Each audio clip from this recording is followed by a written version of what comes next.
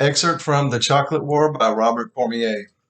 At Trinity School, a Catholic boys' preparatory school, the shy, socially inept 15-year-old freshman Jerome E. Jerry Renault makes the football team despite his small stature. He struggles on the field during practice but cannot keep up with the other teammates and is often berated by the strict coach. The Vigils, a gang of secret society, compiles a list of socially ostracized students with the aid of Opie, the Vigil's nerd-like treasurer. These outcasts will be assigned to perform prank assignments as part of the Vigil's initiations. Jerry Renault is on Archie's list, as is Roland the Goober Goubert. The next prank is to be the chocolates and is designed to disrupt the school's annual fundraising chocolate sale. The world of Trinity School is turned upside down when freshman Jerry Renault refuses to sell chocolates for the school's annual fundraiser.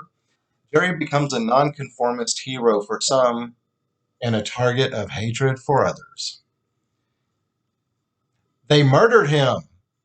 As he turned to take the ball, a dam burst against the side of his head and a hand grenade shattered his stomach. Engulfed by nausea, he pitched toward the grass. His mouth encountered gravel and he spat frantically, afraid that some of his teeth may have been knocked out.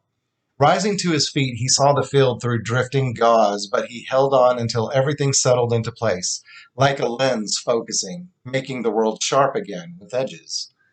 The second play called for a pass. Fading back, he picked up a decent block and cocked his arm, searching for a receiver. Maybe the tall kid they called the Goober. Suddenly, he was caught from behind and rolled violently, a toy boat caught in a whirlpool. Landing on his knees, hugging the ball, he urged himself to ignore the pain that gripped his groin, knowing that it was important to betray no signs of distress, remembering the Goober's advice. Coach is testing you. Testing, and he's looking for guts.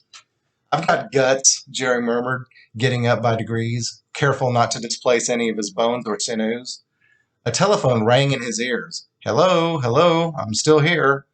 When he moved his lips, he tasted the acid of dirt and grass and gravel. He was aware of the other players around him, helmeted and grotesque, creatures from an unknown world. He had never felt so lonely in his life, abandoned, defenseless. On the third play, he was hit simultaneously by three of them. One, his knees. Another, his stomach. A third, his head.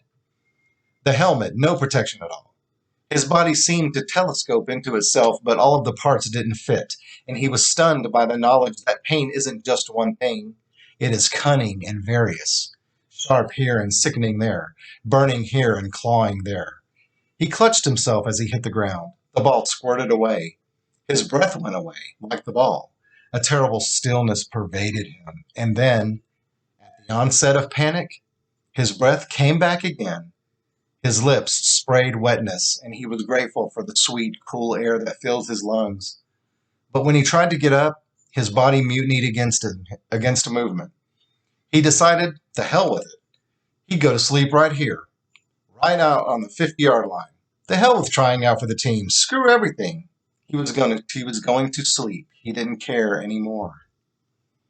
Renault. Ridiculous, someone calling his name Renault. The coach's voice scraped like sandpaper against his ears. He opened his eyes, fluttering. I'm all right, he said, to nobody in particular. Or to his father, maybe.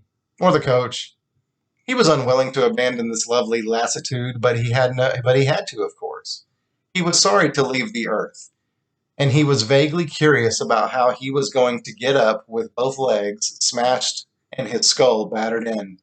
He was astonished to find himself on his feet, intact, bobbing like one of those toy novelties dangling from the car windows, but erect. For Christ's sake, the coach bellowed, his voice juicy with contempt. A spurt of saliva hit Jerry's cheek. Hey, Coach, you spit on me, Jerry protested. Stop spitting, Coach. What he said aloud was, I'm all right, Coach, because he was a coward about stuff like that, thinking one thing and saying another, playing one thing and doing another. He had been Peter 1,000 times, and 1,000 cocks had crowed in his lifetime. How tall are you, Renault? 5'9", he gasped, still fighting for breath. Weight? 145, he said, looking the coach straight in the eye. Soaking wet, I'll bet, the coach said sourly. What the hell you want to play football for? You need more meat on those bones. What the hell are you trying to play quarterback for? You'd make a better end, maybe. The coach looked like an old gangster, broken nose, a scar on his cheek, like a stitched shoestring. He need a hell he need a shave, his stubble like slivers of ice. He growled and swore and was merciless. But a hell of a coach, they said. The coach stared at him now, the dark eyes probing, pondering. Jerry hung in there, trying not to sway, trying not to faint. All right, the coach said in disgust. Show up tomorrow, 3 o'clock sharp, or you're through before you start. Inhaling the sweet, sharp apple air through his nostrils, he was afraid to open his mouth wide, wary of any movement that was not absolutely essential.